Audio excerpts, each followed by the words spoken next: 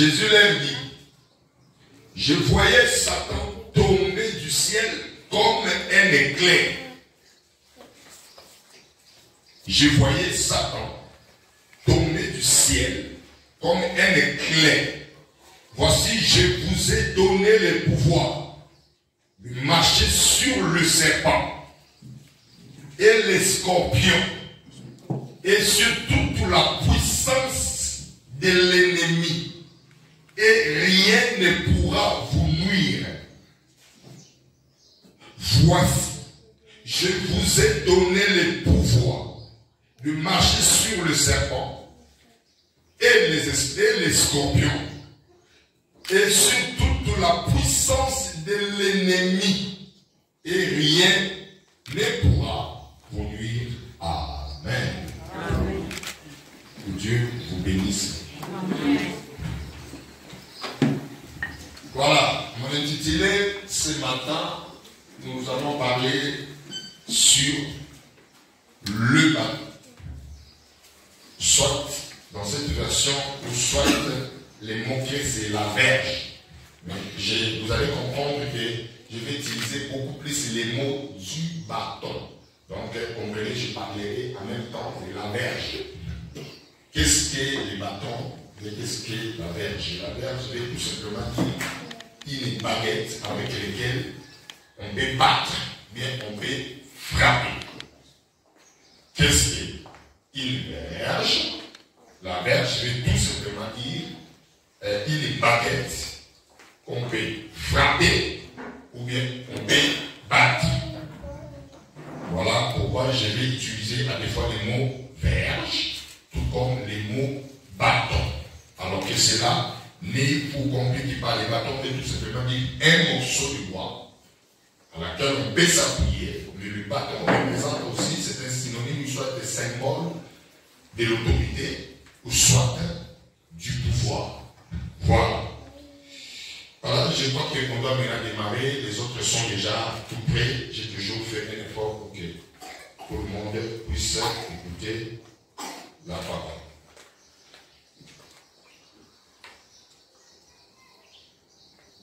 Voilà. Que Dieu soit loué. Amen. Ok. Aujourd'hui, j'ai dit, nous allons partager sur le sujet tout court, la verge, ou soit le bâton. Voilà notre sujet de ce matin. Comme je le disais, le bâton, c'est un symbole du pouvoir, un symbole de l'autorité. Quelque chose de fait pour battre ou pour frapper. Parce qu'au fait, la verge, souvent ceux qui tenaient la verge entre leurs mains, c'était cela qu'on appelait les bergers. Alors, la verge, c'est une baguette à laquelle on redressait les bergers, plutôt les troupeaux, ou soit le brebis, pour les conduire, soit pour prendre de l'eau à boire, ou soit aller manger, soit au retour. C'était avec cette baguette qu'on appelle la verge qu'on pouvait localiser et guider, diriger les troupeaux. Donc, le bâton symbolise beaucoup de choses. La verge symbolise beaucoup de choses. La direction, le pouvoir, l'autorité. Donc, toutes ces choses-là, c'est la signification du bâton ou soit de la verge. Que Dieu vous bénisse. Amen. Nous fermons les yeux, nous prions. Cher Saint-Esprit de Dieu, béni soit Maître, Règne, domine, prends contrôle à ces instants, que le Saint-Esprit contrôle, que la parole de Dieu soit communiquée. Je vais besoin de ta présence, de ton onction, de ta particularité, surtout un entendement spirituel, Père, accorde-les à tout un chacun de nous. Je prends autorité sur tout au nom de Jésus-Christ. Amen. Dieu apparut à Moïse. Suivez-moi très bien. Chacun a sa manière d'être appelé. Même toi là, tu as été appelé par Dieu. Mais écoutez, tu dois comprendre que quand Dieu t'appelle, tu dois le comprendre. Quand Dieu, regardez-moi ici s'il vous plaît. Quand Dieu t'appelle, appelle, qu'est-ce qui doit suivre après? Je disais de regarder ici devant. Regardez ici. Quand Dieu appelle, vous devez savoir après l'appel, qu'est-ce qui suit après l'appel. C'est très important. Toi et Moïse, vous n'êtes pas différents. Lui, il a son appel, toi aussi tu as ton appel. Chacun, Dieu l'a appelé pour un objectif. Voilà pourquoi vous devez être attentif après l'appel de Dieu. Dieu appelle Moïse. Où est-ce qu'était Moïse? Moïse était en train de paître les troupeaux. Les troupeaux de son beau-père qui s'appelait Jéthro. Jéthro était un Madianite. Il était aussi sacrificateur, serviteur, un prêtre chez les Madianites. Donc des choses comme ça. Donc, pour nous, il était comme on considère comme s'il était un païen. Vous voyez? Jéthro. Alors, Moïse était en train de paître les troupeaux de son beau-père Jéthro. Quelque part arrivé, pendant qu'il était en train de paître les troupeaux, il a vu un petit arbre, pour bien comprendre, pour votre compréhension, entrer, entouré, couvert du feu. Il nous sommes rien, couvert du feu. Mais ça ne brillait pas. Moïse regarde. Comment c'est qu'il est entré, entouré plutôt du feu. Mais ça se consume point. Impossible. Quand Moïse s'intéresse à cela, c'est alors que Dieu l'appelle. Il lui répond à l'appel de Dieu. Moïse, Moïse. Dieu commence à lui dire ce qu'il devait faire. Je t'appelle, je veux faire que tu fasses ça, ça, ça. J'ai entendu le bruit, j'ai entendu le grincement des dents, j'ai entendu la souffrance, je vis la souffrance de mon peuple. Maintenant, je vais t'envoyer pour aller libérer mon peuple de l'Égypte. Après avoir dit à Moïse tout ce que Moïse devait faire, suivez-moi très bien. Moïse au chapitre 4, au premier verset, Moïse dit à Dieu, voici ils ne me croiront point et ils n'écouteront point ma voix. Mais ils diront, l'Éternel n'était point apparu. Ils m'écouteront point, ils ne croiront point. Écoutez très bien. Un appel de Dieu sans le signe qui accompagne cet appel, personne ne te croira. Ni les démons, ni ta famille, ni tes amis, personne ne te croira. Moi je dis oui, tu m'appelles, oui c'est vrai, j'accepte. Mais ce qui est vrai est que personne ne me croira. Que toi tu m'as appelé, tu me donnes une émission. Personne ne me croira. Par rapport à quoi on peut estimer que tu es l'enfant de Dieu. Parce qu'aujourd'hui, le langage est très simple. Je suis un enfant de Dieu. Donc, c'est comme un slogan. Je suis un enfant de Dieu. Tu te présentes étant un enfant de Dieu.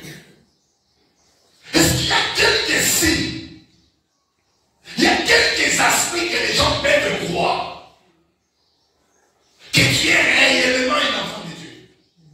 Je veux qu'on s'entende.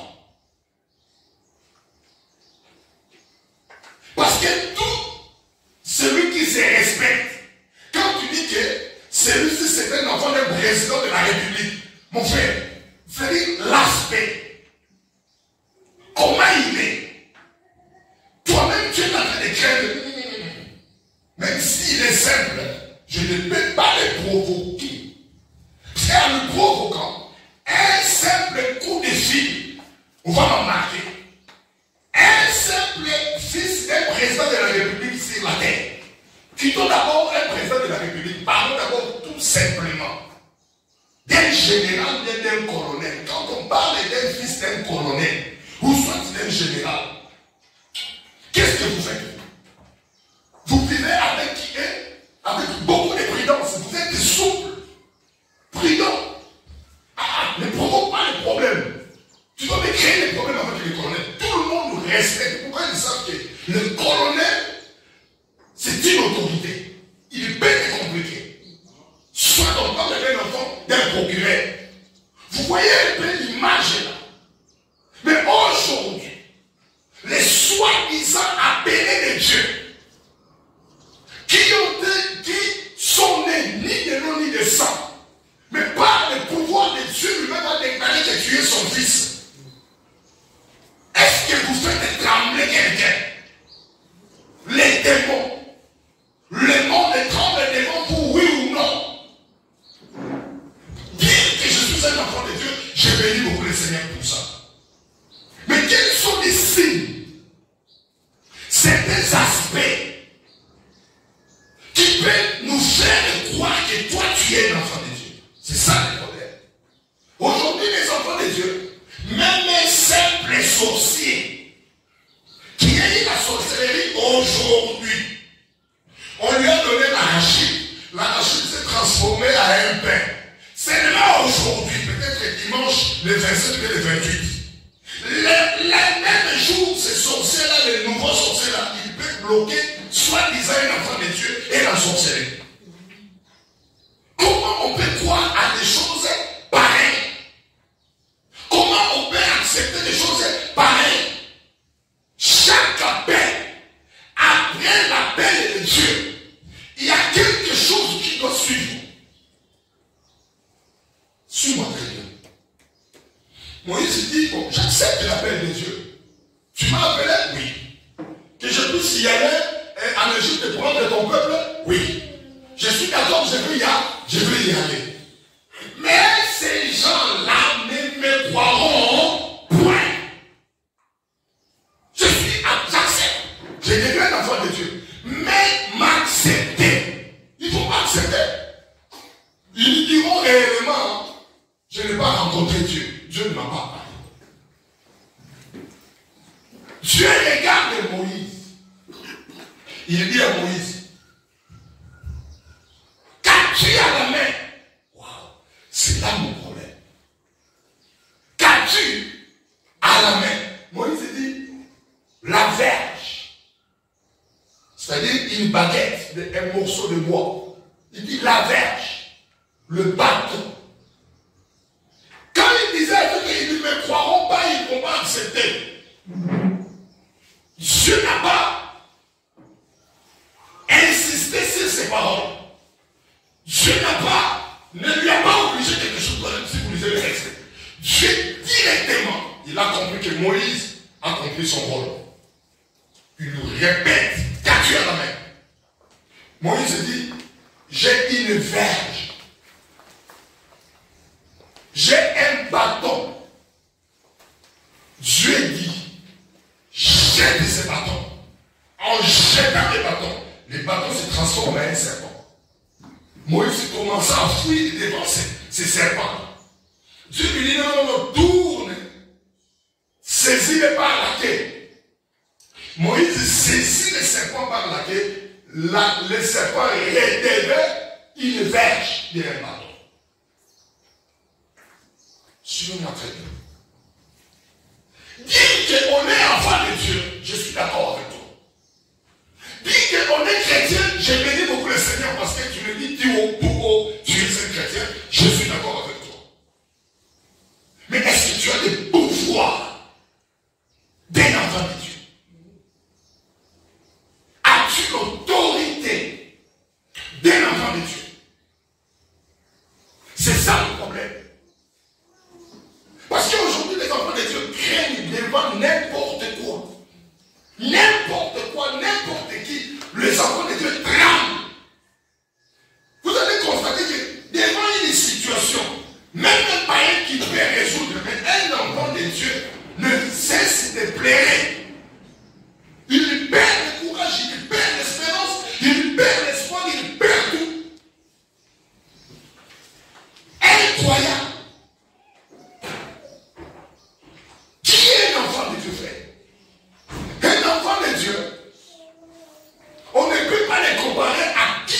soit sur terre, que ce soit un général, que ce soit un président, que ce soit qui que ce soit, on ne peut jamais les comparer. Amen.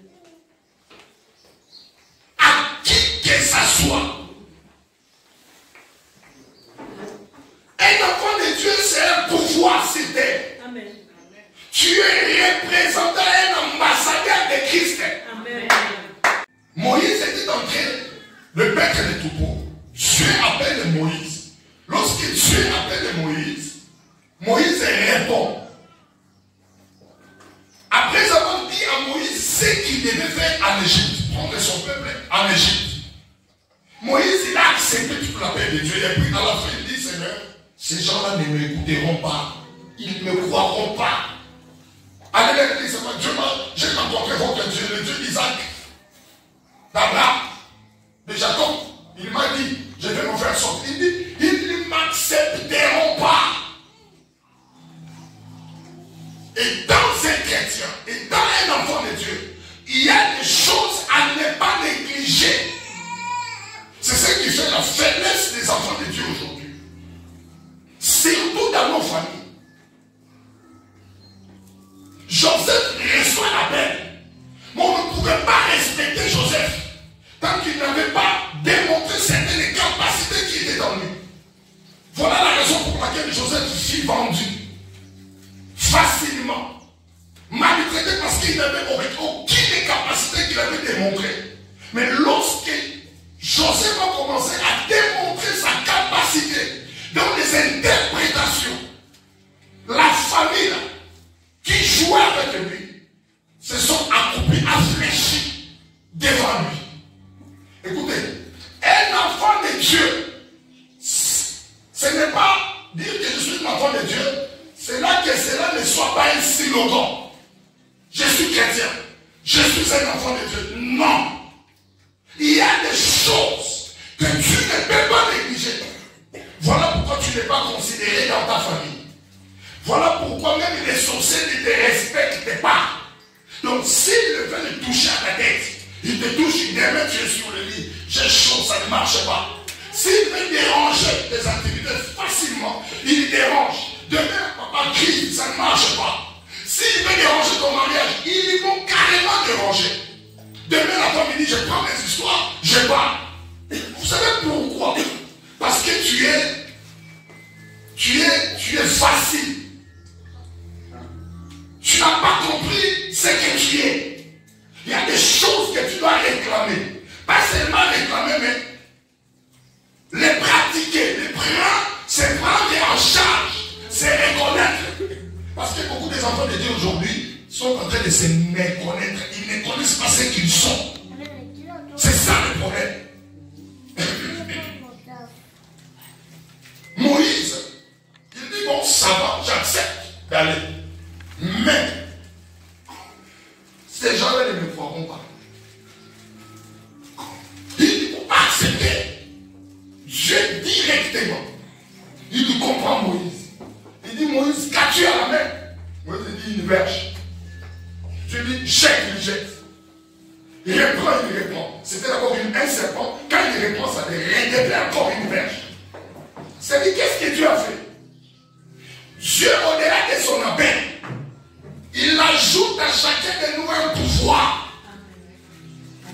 C'est là où il y a un problème avec les chrétiens. Les soi-disant enfants de Dieu. Vous êtes restés à un certain stade de la vie chrétienne. À un certain niveau de la vie chrétienne.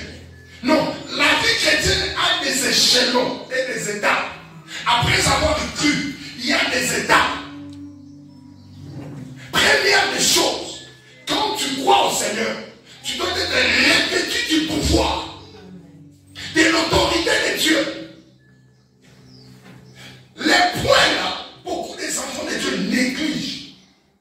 Écoutez ce que la Bible dit dans le livre des évangiles selon Luc, le chapitre 10, les versets 19 et 18 à 19.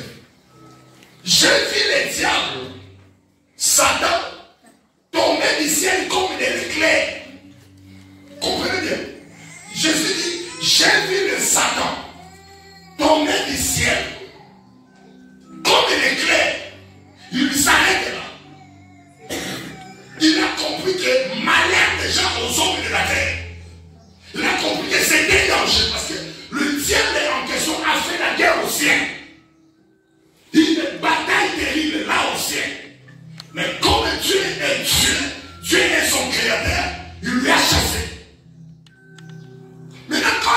constate que cet homme Jésus le vient, il a fait la guerre au ciel.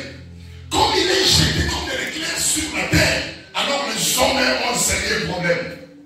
Quand il dit, il coupe directement et dit, voici, je vous donne le pouvoir de marcher sur les serpents, sur les scorpions, sur toute puissance de l'ennemi.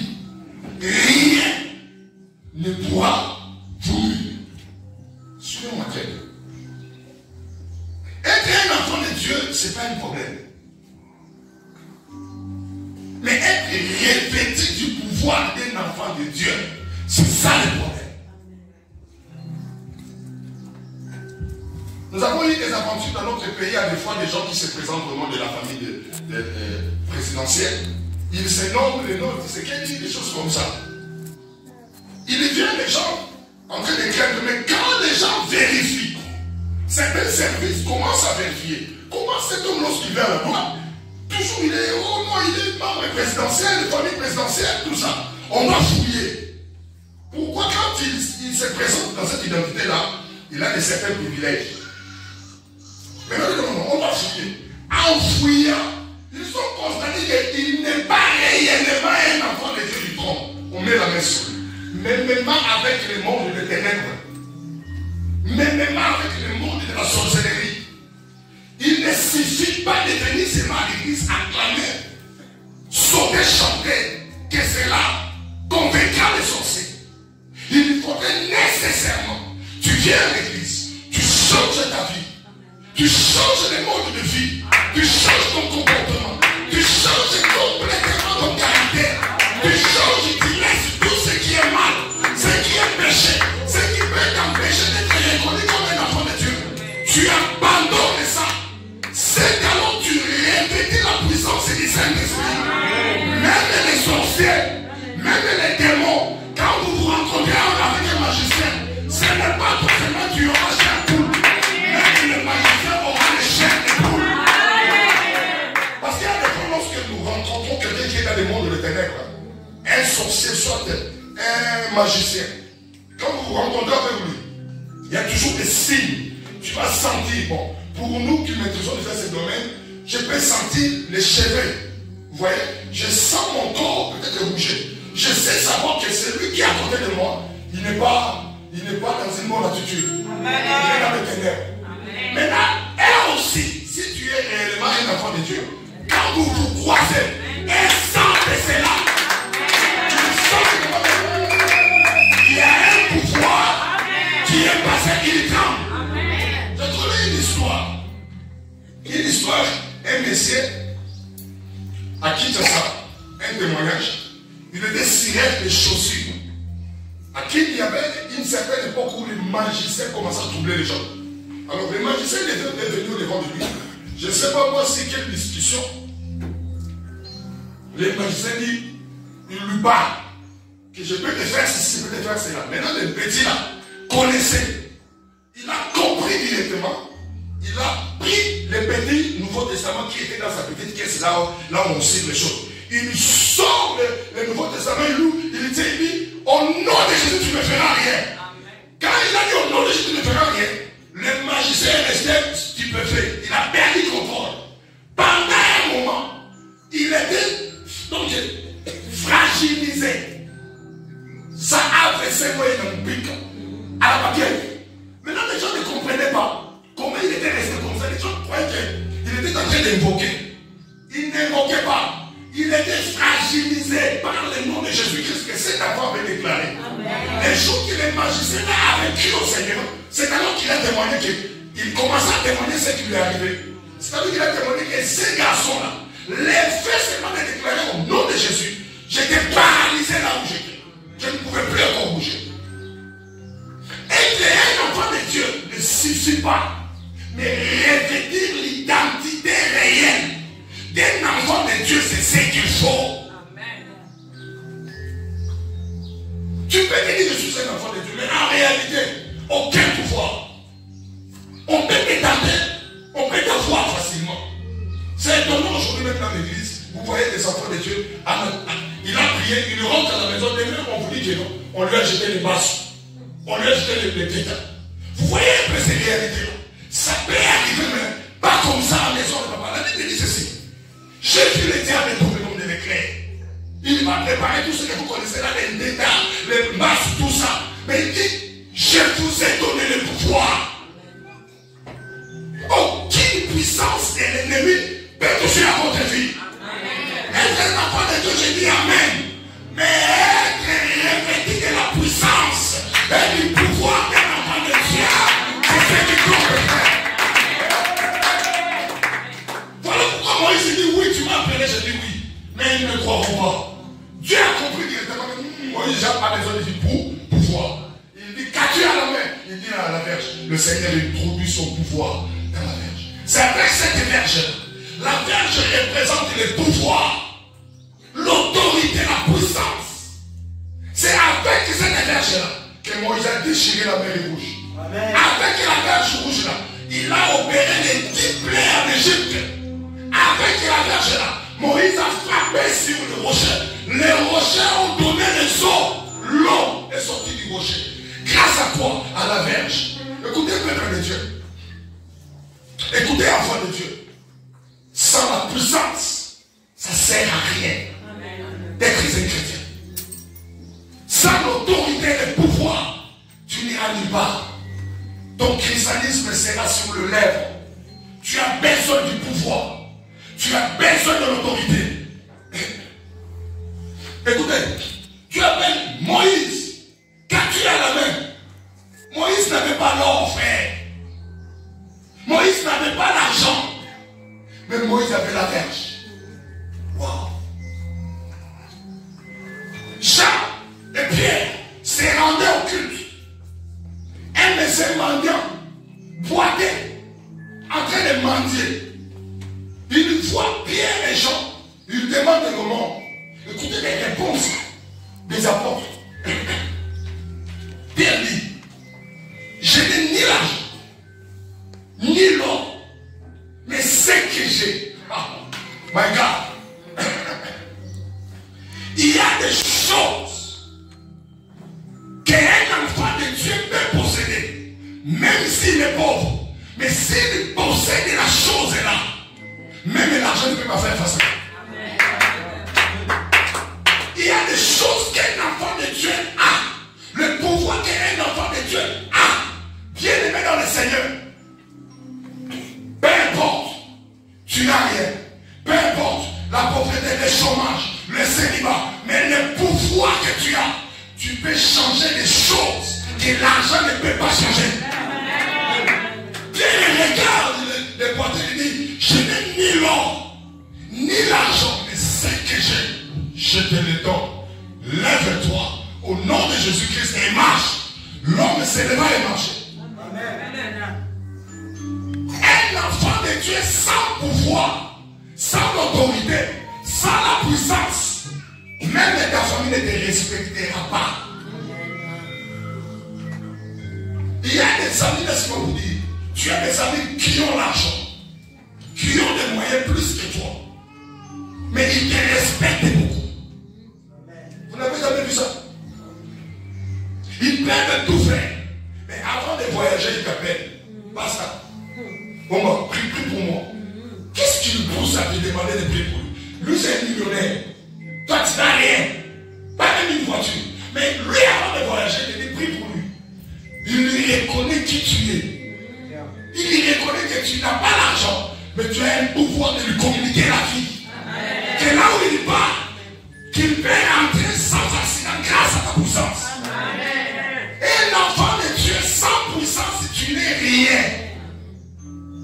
Tu as besoin de la force. Tu as besoin de la puissance.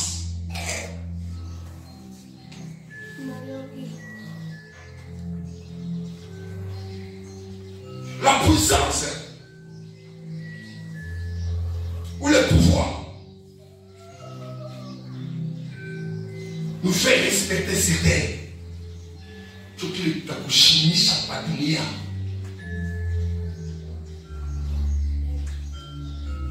Toi, même une petite maladie, ça peut conduire ton enfant à la mort. Même une petite maladie peut conduire ton fils à la mort. Une petite maladie. Et qui a pour origine la haine des gens. Qui tu es? Au fait, qui tu es sur terre? Tu en fais quoi? Je suis chrétien, mais il y a des choses que tu dois réclamer. L'autorité des pouvoirs t'a été conférée, donnée par Christ lui-même. Voilà pourquoi les plus grands sujets, les thèmes avec lesquels nous allons monter au centre-ville. Voici, je vous ai donné le pouvoir. C'est les thèmes que nous allons exploiter. Dans des semaines ici au centre-ville. Là où nous sommes. Papa, ce que je fais, et que les enfants de ABC, aujourd'hui vous êtes ce que vous êtes, mais vous serez impactés dans ces cérémonies que nous allons faire là-bas. Ça sera 7 jours de prière. De prière intense au centre-ville. Si dans l'avenir manière, c'est là où nous irons. Je vais prier à Dieu que tout enfant de ABC, dans ces 7 jours-là, qu'il soit impacté d'une autorité. Écoutez, tu vois comme tu vas aller, tu iras bientôt, tu iras pauvre, tu iras comme tu es. Mais après ces événements-là, ça fait pouvoir à chaque niveau. Écoutez, nous descendrons là-bas. Ne crains rien. L'autorité et le pouvoir que Dieu va te donner, tu auras.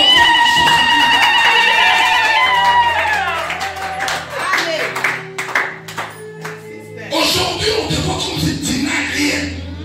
Il n'y a pas de problème. Lorsque Élisée revenait dans la ville, les fils des prophètes étaient en train de crier, de rigoler. Parce qu'en regardant, il n'avait rien, il n'avait pas de pouvoir, il n'avait pas la richesse. Mais ils ont oublié que Élisée n'était pas seul. Élisée avait reçu le manteau. Élisée tient le manteau, il frappe sur les journées. Les journées, ça se sépare, il le passe. J'ai dit l'autorité que Dieu t'a donné. Le pouvoir que Dieu t'a donné, tu vas frayer le chemin. Là où ta famille a échoué, toi tu échoueras.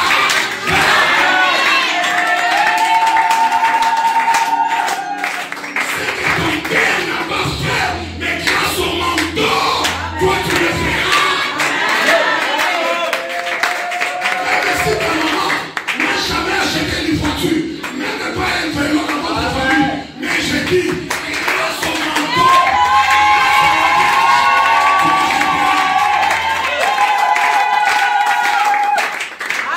on s'en fout des échecs de nos parents. Elles n'ont pas compris le système sur terre. Ils ne savaient ni le diable, ils ne savaient ni Dieu. Ils étaient comme ça. Voilà pourquoi ils sont morts comme ça. Mais toi, tu as fait le choix.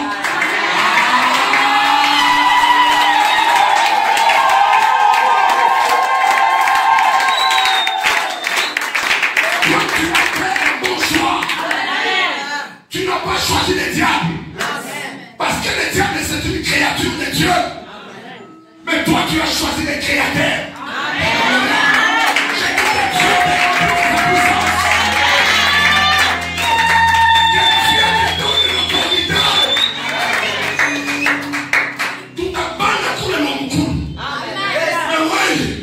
Après 5 jours,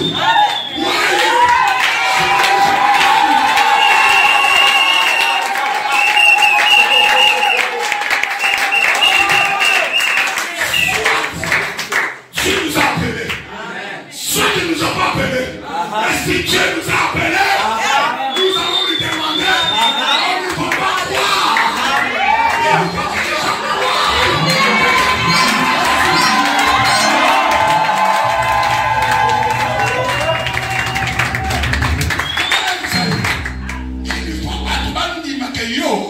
Okutani na Yesu. Vie n'a changé. Tu sais pourquoi les membres de ta famille ne croient pas à ton Dieu? Parce que les choses sont les mêmes. Tu mendies toujours. Tu souffres toujours. Tu es toujours célibataire. Tu es toujours pauvre. Et laisse-moi te dire, notre Jésus, la Bible déclare, il s'est fait pauvre pour que toi tu sois riche, frère. Des pieds jusqu'à la tête.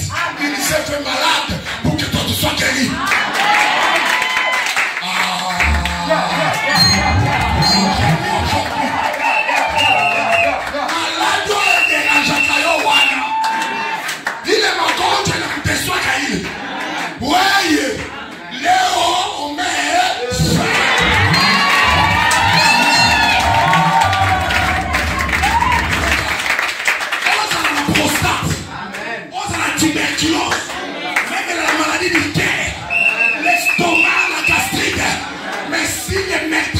Jésus a existé. Aujourd'hui, je te déclare guéri.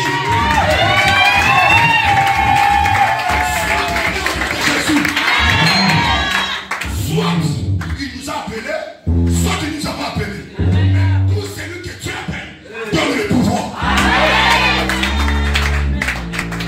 Comment s'il t'est, on peut respecter un fils d'un général, un fils d'un colonel, même un fils d'un lieutenant, on le respecte.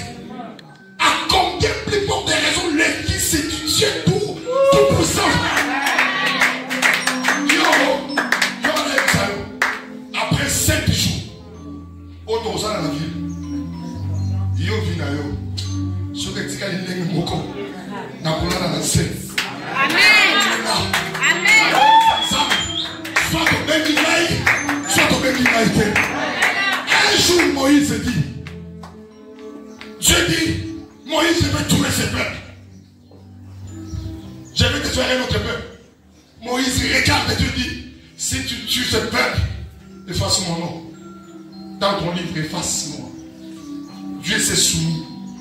Sauf qu'il y a une vie échangée de Napoula, la nation, la web soit Natiki, soit